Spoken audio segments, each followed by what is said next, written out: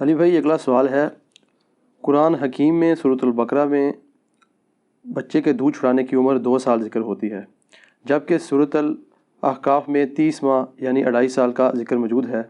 ان دونوں باتوں میں سے کس بات پر عمل کیا جائے گا؟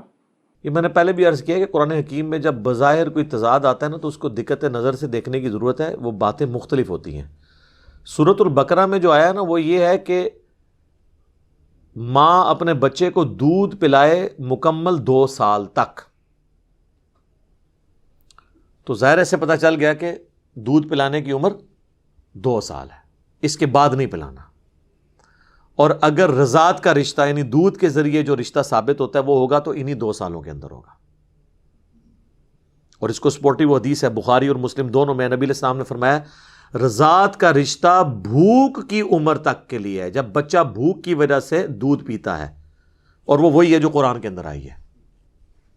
امام ترمذی نے بھی یعنی اس حدیث کو باقاعدہ باب باندھ کے اس پہ ہیڈنگ بنائی ہے کہ قرآن کی روح سے یہ 2 سال بنتے ہیں، اور نیچے انہوں نے لکھا ہے کہ اس میں امت کی اکثریت کا اتفاق ہے اس معاملے کے اوپر۔ ظاہر ہے کہ واضح قرآن میں جب 2 سال آگے، بخاری مسلم دونوں میں حدیث ہے کہ جو رشتے نسب کی وجہ سے حرام ہوتے ہیں نا، خون کی وجہ سے، وہ رضاعت کی وجہ سے بھی حرام ہو جاتے ہیں۔ یعنی اگر کسی شخص نے کسی عورت کا دودھ پیا ہے تو اب وہ عورت اس کی حقیقی ماں کی طرح ہے، اس عورت کے جتنے بچے ہیں نا وہ اس کے بہن بھائی ہوں گے، لیکن صرف اسی بچے کے بہن بھائی ہوں گے جس نے دودھ پیا ہے۔ جس نے دودھ پیا اس کے جو اپنے بہن بھائی ہیں نا وہ ان کا رشتہ ان کے ساتھ ہو سکتا ہے، اس کا نہیں ہو سکتا۔ یہ لوگ اکثر پوچھ رہے ہوتے ہیں، میں نے کہا اس کے اوپر ویڈیوز کئی ایک ریکارڈ کروا دیے حرمت والے رشتے کون سے، اور اس میں بھی صحیح مسلم میں حدیث ہے کہ 1 یا 2 دفعہ دودھ پینے سے رضاعت ثابت نہیں ہوتی، کم از کم 5 دفعہ دودھ پینے سے مختلف اوقات میں، 1-2 دفعہ تو غلطی سے بھی ہو سکتا ہے نا۔ تو اس نے شریعت نے اس میں، اور یہ اہل سنت اہل تشیع کے ہاں کامن ہے یہ چیز 5 دفعہ کی۔ البتہ حنفی یہ کہتے ہیں کہ جی 1 دفعہ بھی پی لیا تو حرمت ثابت ہو جائے گی، تو 1 دفعہ تو حساتی طور پہ بھی ہو سکتا ہے۔ یہ 5 والا قول صحیح مسلم کے اندر ہے سیدہ عائشہ کا، تو یہ 5 والی بات ہی جو ہے نا وہ درست ہے۔ دودھ چھڑانے کی عمر 2 سال قرآن سے ہوگی سورۃ البقرہ سے۔ اب یہ جو آیت مبارکہ ہے نا سورۃ الاحقاف میں، جہاں پہ اللہ تعالیٰ نے ماں باپ کی جو اولاد کے لیے قربانیاں ان کا ذکر کیا ہے، اور اس میں خصوصاً ماں کا ذکر کیا ہے کہ وہ کتنی تکلیف اٹھاتی ہے، اور اس میں اللہ تعالیٰ نے ذکر کیا ہے کہ اس کا جو حمل ہے اور دودھ یہ 30 ماہ کی مدت ہے، تو 30 ماہ بنتے ہیں 2.5 سال، یعنی 2 سال اور آدھا سال۔ وہاں دودھ چھڑانے کی عمر نہیں ہے، اس میں ہے کہ اس کی حمل اور دودھ، حمل اور دودھ یہ ملا کے کتنے ہوئے؟ 30 مہینے۔ تو 30 مہینے یعنی کم از کم پریگنینسی جو ہے نا 6 مہینے کی ہو جاتی ہے، یعنی بچہ اس میں پیدا ہو جاتا ہے، اور 2 سال وہ ایک تو یہ ہو سکتا ہے۔ دوسرا یہ کہ یہ 30 مہینے راؤنڈ آف کر کے، کیونکہ قرآن میتھمیٹکس کی بک نہیں ہے، وہ لٹریچر کی کتاب ہے۔ یعنی اگر میں آپ کو کہوں جی ٹائم کیا ہوا ہے 6:40 ہوئے ہوں تو آپ 6:40 نہیں کہیں گے، آپ کہیں گے جی 6:45 ہو گئے، راؤنڈ آف کر دیں گے نا۔ اور 6:35 ہوئے ہوں تو آپ کہیں گے 6:30 ہوئے ہیں، راؤنڈ آف کریں گے نا۔ تو لٹریچر میں راؤنڈ آف کیا جاتا ہے۔ تو 33 مہینے ویسے ایگزیکٹ بنتے ہیں عموماً جو ہے، ویسے تو 6 مہینے کا بھی بچہ ہو جاتا ہے، لیکن 9 مہینے، تو 33 کو راؤنڈ آف کریں تو کیا بنتا ہے؟ 30۔ اب بعض لوگ نے یہ کہا کہ جی امام حنیفہ نے جو دودھ چھڑانے کی عمر کا ذکر کیا ہے وہ اس آیت سے کیا ہے۔ سر یہ آپ کے دماغ میں کیڑا ہے، آپ کے پرانے بزرگوں کو یہ وہم بھی نہیں کبھی آیا تھا، ورنہ وہ آپ سے بہت پہلے دریافت کر لیتے۔ پرانے بزرگوں نے آپ کے یہ لکھا ہے کہ تفسیر عثمانی جو ہے شبیر احمد عثمانی صاحب کی، اور محمود الحسن دیوبندی صاحب کا ترجمہ ہے۔ شبیر احمد عثمانی وہ ہیں جنہوں نے محمد علی جناح بانی پاکستان کا جنازہ پڑھایا ہے، انہوں نے اس تفسیر میں یہ آیت جب آئی ہے نا کہ دودھ چھڑانا جو ہے وہ 2 سال میں، اس کی انہوں نے حاشیے میں لکھا ہے کہ قرآن میں تو آیا ہے کہ 2 سال کی عمر ہے، لیکن امام حنیفہ کہتے ہیں 2.5 سال۔ ہو سکتا ہے ان کے پاس بھی کوئی دلیل ہو۔ تو شبیر احمد عثمانی صاحب کے دماغ میں نہیں آیا کہ میں سورۃ الاحقاف کی آیت پیش کر دوں 2.5 سال کے لیے، اتنی ان کو بھی شرم آئی کہ یار وہ ہے حمل پلس دودھ، تو یہ کسی کے دماغ میں یہ دلیل پہلے نہیں آئی تھی، ٹھیک ہے۔ تو اب اگر کوئی دھکے سے کرتا ہے تو ان کے بڑے بزرگ یہ حرکت نہیں کرتے تھے، ان کو پتا تھا کہ یار اس طریقے سے تو آپ تعریف نہیں کریں گے. اور یہ راؤنڈ آف کا معاملہ چلتا ہے عربی زبان کے اندر. بخاری اور مسلم دونوں میں حدیث ہے، صحابی کہتے ہیں کہ نبی علیہ السلام نے 60 سال کی عمر میں وفات پائی. پھر بخاری اور مسلم میں دونوں میں حدیث ہے، دوسرے صحابی کہتے ہیں کہ حضور علیہ السلام نے 65 سال کی عمر میں وفات پائی. پھر تیسری حدیث ہے بخاری اور مسلم دونوں میں کہ نبی علیہ السلام نے 63 سال کی عمر میں وفات پائی، 63. تینوں حدیثیں متفقن علیہ ہیں بخاری اور مسلم کی، 65 ایئرس، 60 ایئرس اور 63 ایئرس. پھر امام بخاری نے اپنا قول لکھا ہے، وہ کہتے ہیں میرے نزدیک سب سے صحیح بات 63 ایئرس ہے. کیوں؟ اس لیے کہ ایکچولی 63 ایئرز ہی تھی. جس نے اسے راؤنڈ آف کیا نا اس طرف، اس نے 60 کہہ دیا، موٹا سا کہہ کے 60. اور جس نے اس طرف راؤنڈ آف کیا وہ 70 تو نہیں اس نے کہنا تھا، 65 ہی کہنا تھا نا. تو یہ راؤنڈ آف ہوا کرتا تھا. ادھر راؤنڈ آف کر دیں 63 کو 60 بنتا ہے، دوسری طرف کر دیں تو 65. اور امام بخاری نے باقاعدہ اس کے اوپر کمنٹس کیے. تو یہ راؤنڈ آف والا جو معاملہ ہے نا یہ ہوا کرتا تھا پہلے بھی، عربی زبان میں اس طرح کی چیزیں چلتی ہیں. لہذا دودھ چھڑانے کی جو عمر ہے وہ ہے 2 سال. 2 سال کے بعد چھڑانا ضروری ہے. آپ دودھ اس کے بعد ماں کا نہ پلائیں، آپ نے ویسے کوئی اور دودھ پلانا ہے وہ پلائیں. اور دودھ 2 سال کی اس سے بڑی عمر کا بچہ اگر دودھ کسی عورت کا پی لے تو اس سے رضاعت ثابت نہیں ہوگی.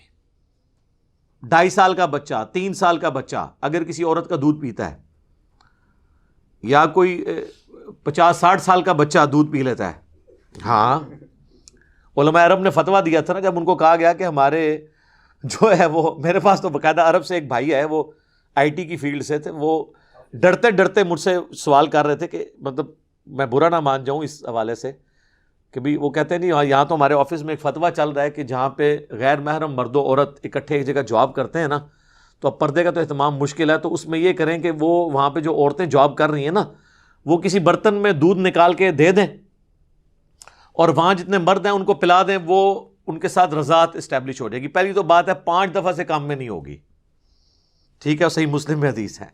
دوسری بات بخاری و مسلم دونوں میں حدیث ہے کہ بھوک کی عمر تک ہے.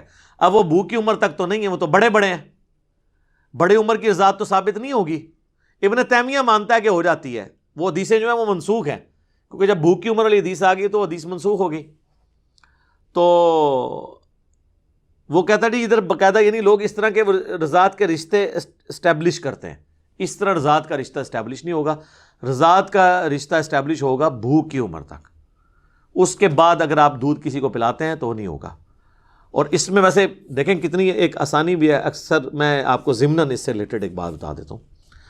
کئی لوگ ہیں وہ ہم سے پوچھ رہے ہوتے ہیں ہم نے اولاد نہیں ہے تو بچہ کسی رشتہ دار سے لے کے پالنا ہے. تو میں ان کو کہتا ہوں کہ آپ نے اگر بچی لی ہے تو ایسی بچی لیں جو وہ اس کا جو سرپرست ہے ہونے والا اس کی وہ محرم ہو. یعنی لڑکا اگر لے رہا ہے تو وہ اپنی بھانجی یا بھتیجی لے، تاکہ وہ جب بڑی ہو تو اس سے اس کا پردے والا معاملہ نہ ہو.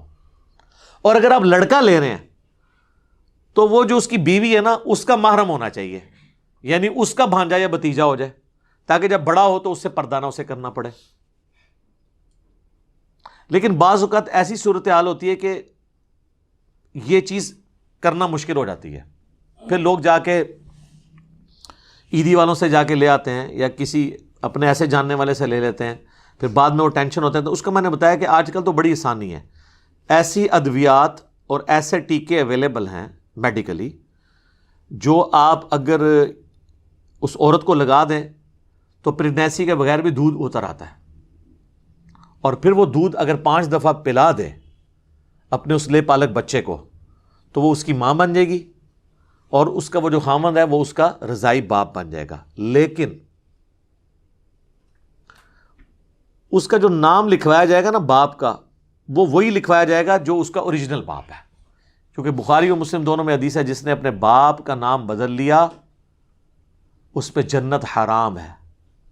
اور ایک اور حدیث ہے بخاری و مسلم میں کہ نبی علیہ السلام فرمایا کہ جو اپنے باپ کا نام بدل لے اس پہ اللہ کی لعنت، اللہ کے فرشتوں کی لعنت، تمام لعنت کرنے والوں کی لعنت قیامت والے دن اللہ تعالیٰ نہ ایسے شخص کا کوئی فرض قبول کرے گا نہ نفل.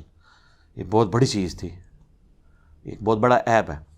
تو لے پالک بچہ, اب لوگ اس سے اگلی بات کرتے ہیں کہ جی اگر وہ لے پالک بچہ ایسا ہے جس کے ماں باپ ہمیں پتہ ہی نہیں, پھر ہم کیا کریں؟ پھر بھی سر آپ اپنا نہیں لکھوائیں گے؟ وہ اللہ تعالیٰ نے سورۃ الاحزاب میں فرما دیا کہ ایسے پھر لوگ جو ہیں نا جن کے ماں باپ کلیئر نہیں ہے آپ کو, تو آپ کے دینی بھائی ہیں. یا آپ ایک سٹیپ آگے جائیں گے تو جس طرح آج کل این جی اوز ہیں تو وہ عیدی صاحب کا ہی نام لکھوا دیتے ہیں, اور لوگوں کو پتہ ہوتا ہے کہ عیدی صاحب کا اگر نام لکھا ہے تو یہ بگوٹن ان کی اولاد نہیں ہے بلکہ سرپرست کے حوالے سے, کیونکہ پھر بعد میں مسئلے کھڑے ہو جاتے ہیں نا, پھر وراثت کے ایشوز آ جاتے ہیں. اور بعض اوقات ہم نے دیکھا ہے لے پالک بچے تو وہ لے لیتے ہیں, کچھ عرصے بعد ان کی اپنی اولاد بھی ہو جاتی ہے, پھر وہ لے پالک بچے سے فوراً ہی ان کا سلوک بدل جاتا ہے. دیکھیں کیسی ظالم ہے یار انسان چیز. ویسے ابھی تک آنکھوں کا تارا ہوتا ہے تو, اور پھر وہ جو ہے نا وہ ان کو یہ ہو جاتا ہے کہ ہم اس کے نام سب کچھ لگا دیں.